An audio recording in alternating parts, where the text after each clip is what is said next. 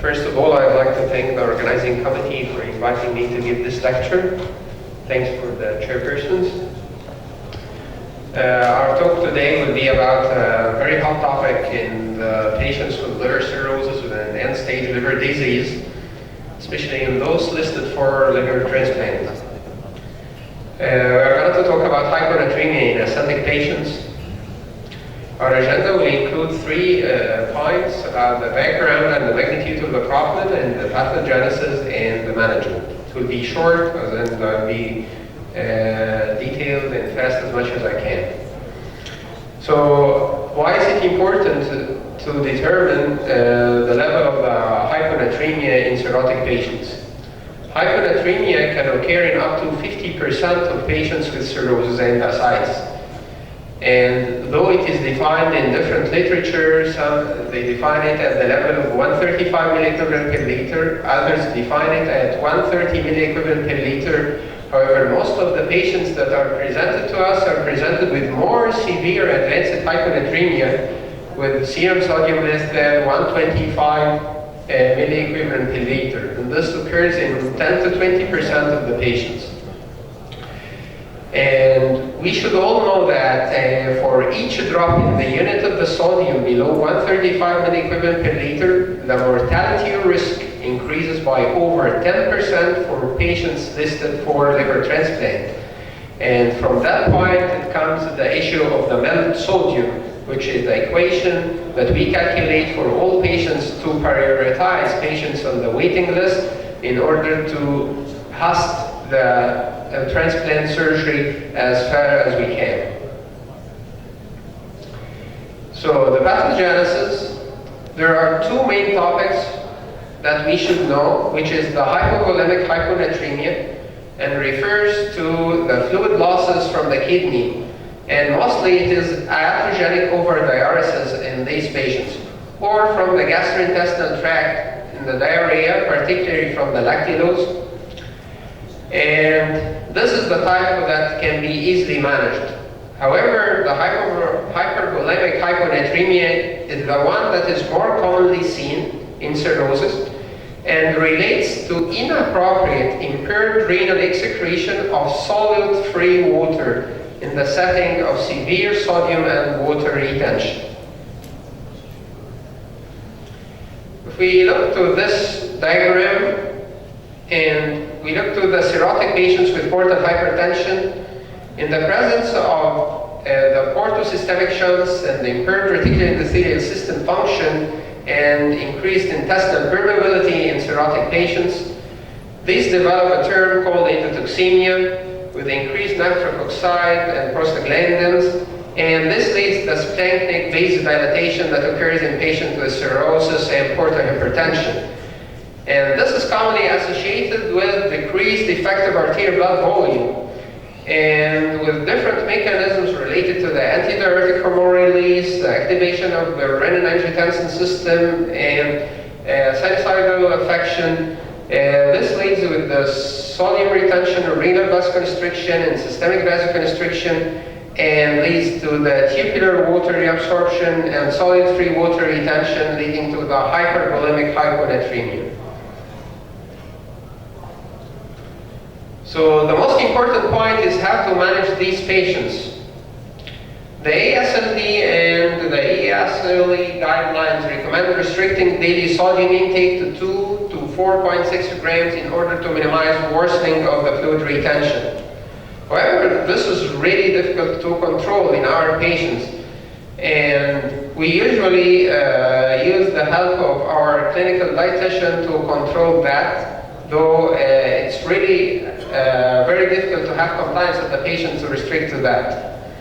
Serum sodium levels usually improve after resolution of the etiology and replacement of their plasma volume, usually with fluid replacement in cases of hypovolemia, and this is the easy part of it. However, in the setting of volume overload, hypervolemic hyponatremia is much more difficult for patients to tolerate and to reverse. The mainstay of therapy consists of water restriction and increasing the renal excretion of free water. However, this is even difficult in patients associated with renal impairment. Dietary restriction of fluids to 1.5 liters daily is recommended, especially when the serum sodium is less than 130 milliequivalent per liter, but patient compliance again is poor. The likelihood of response is low.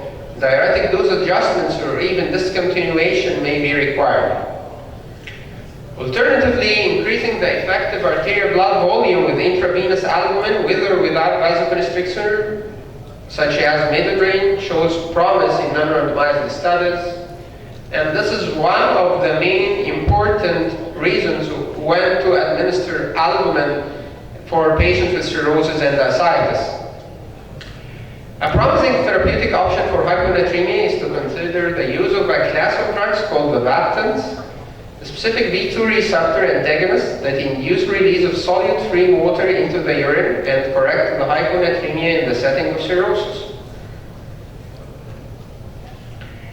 So in patients with advanced hyponatremia, in patients with cirrhosis, you have to ask yourself, is the hyponatremia in the setting of dehydration? This is the most important question in order to rule out pre-renal azotemia and diarrhea. If yes, so this is likely hypovolemic hyponatremia. You may give fluid, you may reduce diuretics. If no, in the setting of ascites, concern for hypovolemic hyponatremia, you may start with 1.5 liter fluid water restriction with sodium restriction, reduce or halt the diuretics, and you should assess for liver transplant candidacy. If yes, continue the current management if improving. If no, consider albumin infusion. If there is response with the albumin infusion, that's good. If no response, consider Vaptan therapy or transplant. Or in some recommendations in patients with ascites and not listed for transplant and they can't tolerate the tips, you can refer for tips. Hypertonic saline. This is the most difficult weapon that you should use in cases of hypervolemic hyponatremia. It is difficult weapon because not all patients can tolerate it. It has a side effect. Sometimes you need to refer the patient to the ICU to receive this. And the rate of administration is very variable from one patient to another. So hypertonic saline is indicated only in symptomatic patients who are intolerant or unresponsive to free water restriction, or those with profound hyponatremia less than 110 milliequivalent per liter, or within hours of liver transplantation to prevent the likelihood for an emergent rapid correction in the operating room when the serum sodium levels are somewhat higher, between 120 to 130 milliequivalent per liter, because this affects the recovery of the recipients after liver transplantation.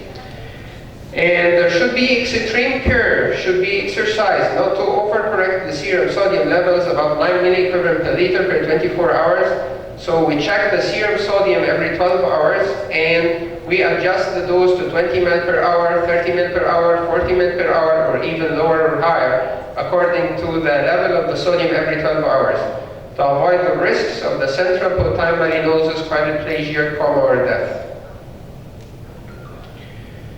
Another issue is the terlipressin. By virtue of its strong effect on the vasopressor B1 receptors, and it has therapeutic potential in portal hypertensive bleeding as well as hepatorenal syndrome.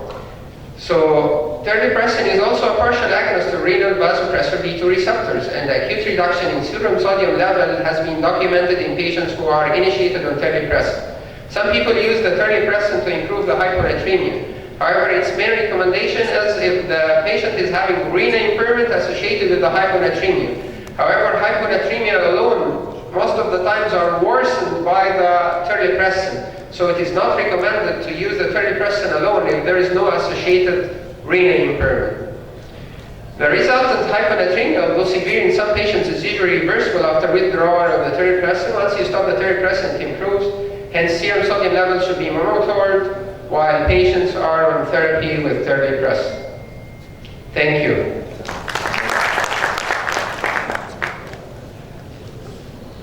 Now, many thanks for Professor Hany Dabbous for his excellent talk, and we are coming to to the end of the session and the end of the scientific day. Before we leave, any question?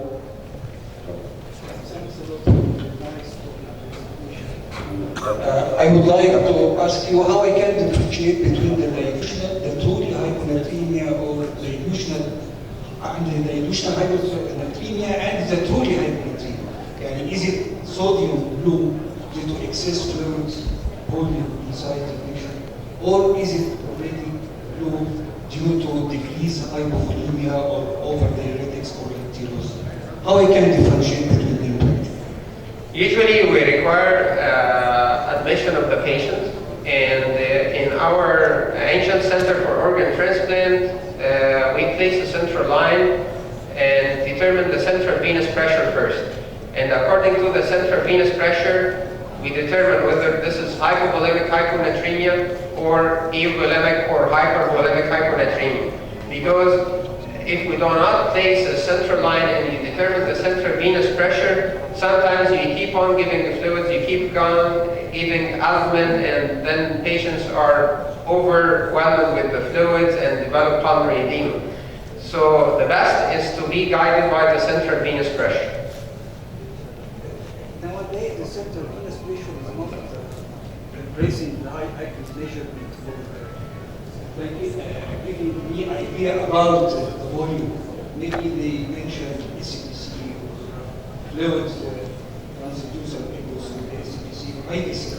So the IBC transducer echo or something like that. Or the central venous is measurement.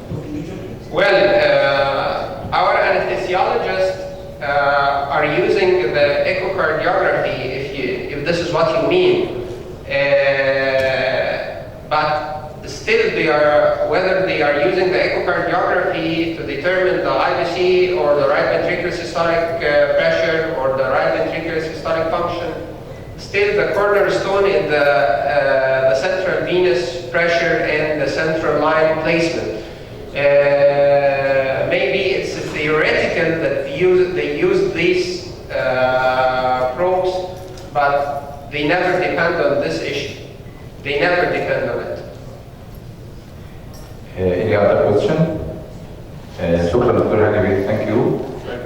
بشكر حضراتكم جميعا، بشكر الساده الشير بيرسون. التسجيل ان شاء الله بتاع الهاندز اون بتاع الورك شوب هيبقى في هول 2، ودلوقتي اللانش ومعاه في نفس الوقت التسجيل بتاع الورك شوب. ثانك يو. ثانك يو.